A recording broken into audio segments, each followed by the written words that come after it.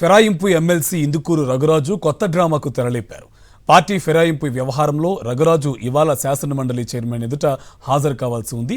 అయితే kidney air bladders సమస్య కారణంతో విశాఖ నారాయణ ఆసుపత్రిలో చేరారు ఎమ్మెల్సీ రఘురాజు.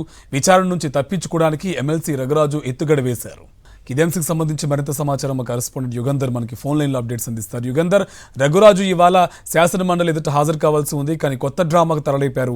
అప్డేట్స్ ఏంటి? ఫిరాయింపు ఎమ్మెల్సీ ఇందుకూరు రఘురాజు కొత్త డ్రామాకు తెరలేపారు. పార్టీ ఫిరాయింపు వ్యవహారంలో రఘురాజు ఇవాళ శాసనమండలి చైర్మన్ ఎదుట హాజరు కావాల్సి ఉంది. ఇదే అంశకు సంబంధించి మరింత సమాచారం మా కరెస్పాండెంట్ యుగంధర్ మనకి ఫోన్ లైన్లో అప్డేట్స్ అందిస్తారు. యుగంధర్, అప్డేట్స్ ఏంటి?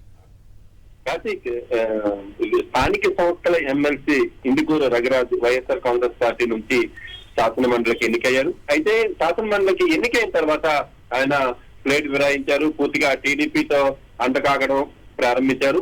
ఇప్పటికే ఆయన భార్యను టీడీపీలో అధికారికంగా చేర్చారు చంద్రబాబు నాయుడు సమక్షంలోనే. ఆ తర్వాత వచ్చినటువంటి ఎన్నికల్లో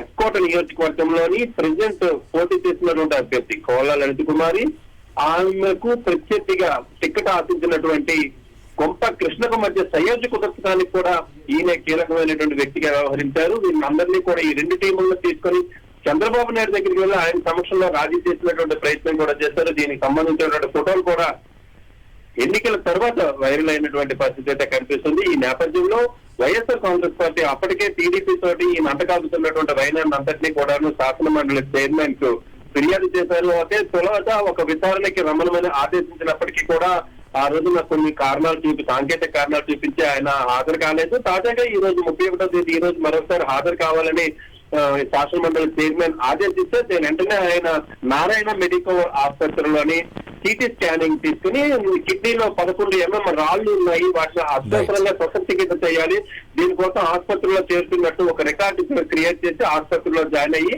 ఈ రోజున ఆ విచారణకి డుమ్మా కొట్టినటువంటి పరిస్థితి అయితే కనిపిస్తుంది. మొత్తంగా టీడీపీతో అంటకాపుతూ వైఎస్ఆర్సీపీకి తీవ్ర ద్రోహం చేయడం పైన విజయనగరం జిల్లాలో అయితే మాత్రం ఆయన పైన మండిపడుతున్నటువంటి పరిస్థితి కనిపిస్తోంది. Karthik, right, thank you Yugandhar.